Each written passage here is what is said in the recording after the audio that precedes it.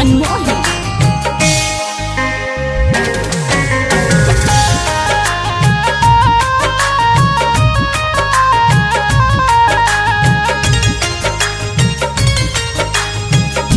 जा जाए चंदा मामा तू मस्कट में बात कही हसैया जिसे तू शॉर्टकट में।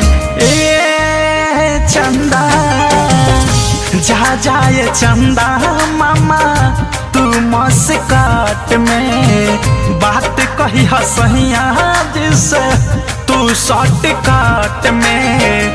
काल जे जहाज नहीं धारेम बिया है अपन दोसर का देम। अब न इंतजार में मारेम बिया है अपन दोसर का देम। जा जाए चंदा मामा तू मस्कट में बात कही हसैया जिसे तू शॉर्टकट में।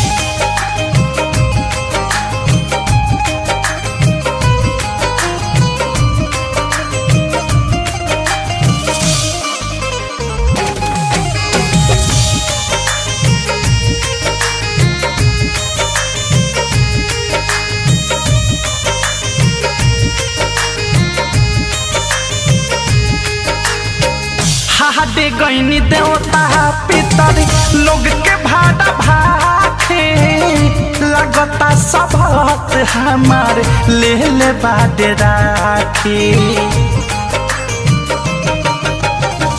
हाडे गईनी देवता पितर लोग के भाड़ा भाखे लगता सबक हमार ले ले बाटे राखी।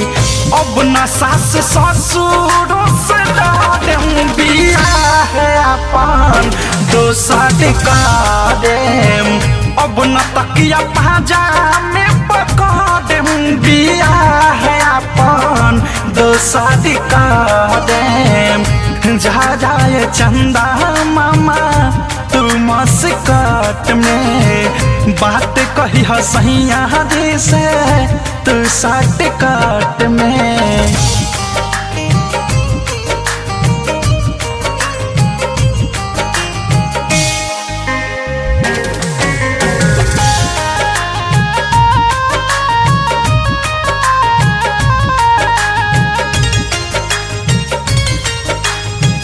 रोज रात से जिया तरफ शरीर हो अवध से सनेही के कवनो नहीं खे फिकीर हो। रोज रात से जिया तरफ शरीर हो अवध से सनेही के कवनो नहीं खे फिकीर हो। अब रास्ता नई हट के धारेम बिया है अपन दोसर का देम।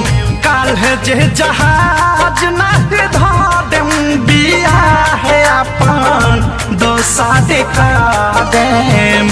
जा जाए चंदा मामा तू मस्कट में बात कही हसैया से तू शॉर्टकट में।